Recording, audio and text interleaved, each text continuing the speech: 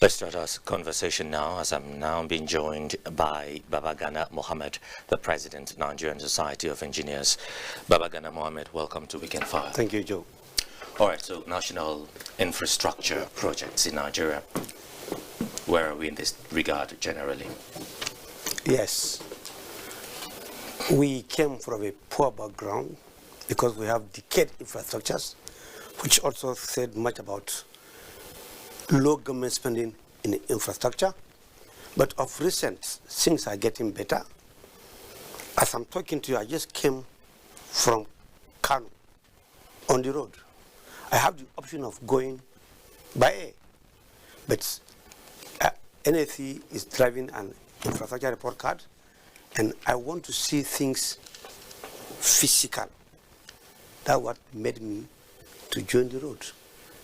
And as it was being reported, I have seen some remarkable improvements on the road as it is now. I just left the road not quite 30 minutes. I came from the road straight to NTA. So improvements are coming on.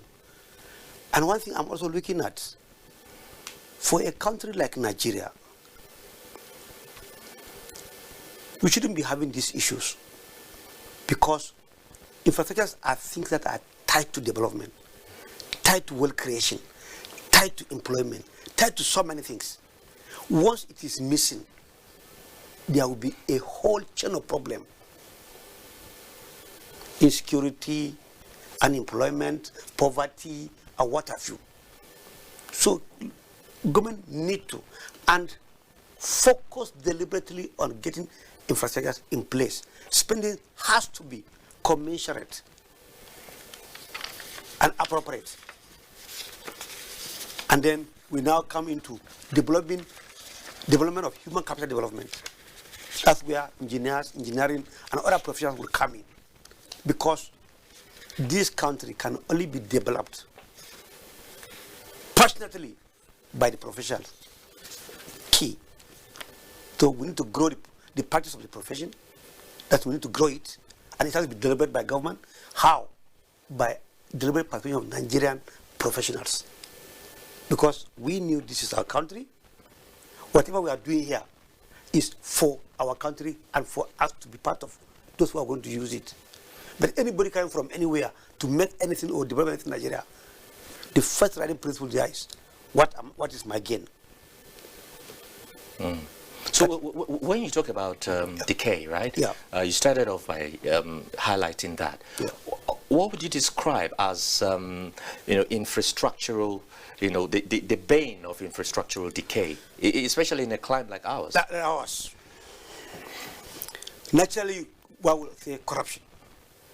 Because corruption encompasses so many aspects, and it has so many heads. That aside. And also the patronage, it also leads into other corruption again. Because when you say patronize your people, and if you don't, and you are patronizing other people, that's also another part of corruption. So the biggest is corruption. The biggest is because holistically, when we want to look at it, the key thing there is corruption. Corruption takes so many different forms. But we must move forward. We must move forward. Yes, other reasons were given, low standards of material use. All these are part of the corruption. The system is rotten. And for once, at least if we want to get things right, when I say things right, the engineers, the professionals, everybody, we must just put a stop. Let's get things right, done and rightly done. Once that is pronounced, I think it will be good. Okay, so in a typical setting, yeah, how can infrastructural development plan be achieved in a typical setting? First, gone are the days when you sit down and say, government provide me with everything. It doesn't work any longer because the funds are not available with government and they are competing demands. But there are priorities. Now we need to bring in the private sector. They need to come in. And you have a lot of inconsistent government policies which does not work for us. Example, some time ago, we have all points. What do you call them on these highways? There are some checkpoints. Not checkpoints. Toll gate. Toll gates. Okay.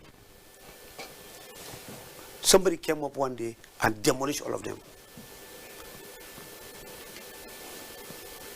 Yes, you might have reasons for doing what you are doing, but let's place the pros and cons on the table. And in the first place, who are you even talking to that said demolish this thing? Because these are things that are made by people's money, by commonwealth. So how do you even arrive at demolishing it? You can disuse, you can stop using it, but what pushed you to demolishing it? That is wastage. That is corruption in itself. I can decide not to use it. Then they are already there. Leave them. They are government assets. Leave them. Okay, so we've been talking about federal roads, Yeah. right? So what would you say about state roads? That is where the problem is. How so? That is where the problem is.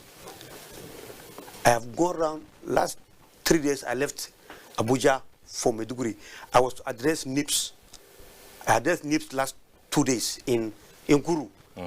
For me to go to NIPS, I can go from here to NIPS to Jos Strait. But because I want to see what's happening on Nigerian roads, I flew into Maiduguri. A cab. My convoy was in Maiduguri. They drove me to Damaturu. I was watching Nigerian roads, taking pictures. They drove me to Bauchi. I was taking pictures. I entered Jos on Nigerian roads. On this Nigerian road, same Nigerian we are talking about. And I saw what I saw for myself. Yes, I have seen. Can you paint us a picture of yes, what you it saw? is looking good now. It's looking good. I don't want to talk for Minister of Works. I'm not their spokesperson. But on a very fair note, it's looking good.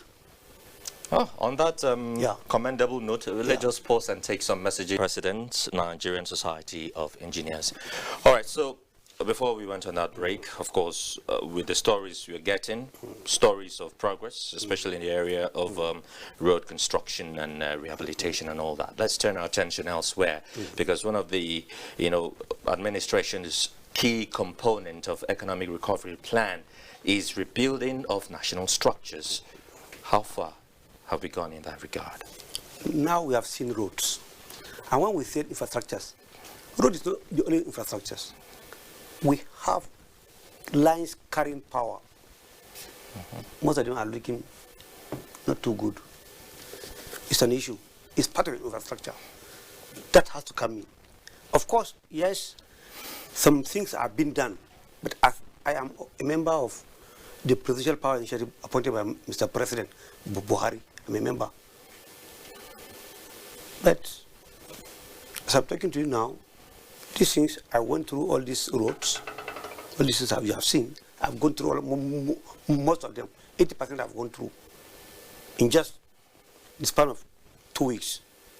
And the reports are okay, but the power transmission lines, some are falling, some are not done well, some are not starting well, some are leaning. I think a lot needs to be done. So when we are talking about infrastructure, it's not only about roads. Of course. Yes, road is getting better. Yes. And one other thing that will come to your mind is these roads are now being put by government. Then what next? Because people are going to use this road. These are going to get to the position that where we are. What next? We need to have a mechanism. That's why I said private participation is key. Let's take a look at Kaduna Abuja axis. Everybody is saying there is armed robbers, there is kidnappers. No, there's a better way of working on it. It is only 173 from Abuja to Kaduna. I just picked it live from there. You can give 50 to different people to manage 50 kilometers. Security plus line inclusive. When you are passing, you pay a token, 100 naira. It's doable. It's doable. That will bring about sustainability. That will bring about maintenance. And when I was passing through Kaduna, the state government needs to do a lot. Yes, some of the roads are federal roads, but they are in your state. The federal do not come and use them. They are in your state. So the onus now will be on you, the government in that state, to look after these roads. How you want to recover your money from the federal government, I don't know. I was just going to ask. I don't know. That's usually the crux of the matter, I don't isn't know. it? Because we don't want to know. It's not our business knowing it. But what is very important is the road has to be fixed. Key. Who fix it, who gets money from who isn't our problem. All right, we're running out of time. We're quite ashamed because we were just getting deep into what we're talking about. But just your final thoughts on infrastructure for development. What are your final thoughts? Private-public partnership. Key. Public-private partnership. Thank you very much, Babagana Mohammed. In fact, I couldn't have done it better. You have you've really simplified, the discussion, and you've done that pretty well. Of course, an insightful moment with you. It's been a pleasure speaking with you. Thank you very much for coming on Weekend File. Thank you, sir.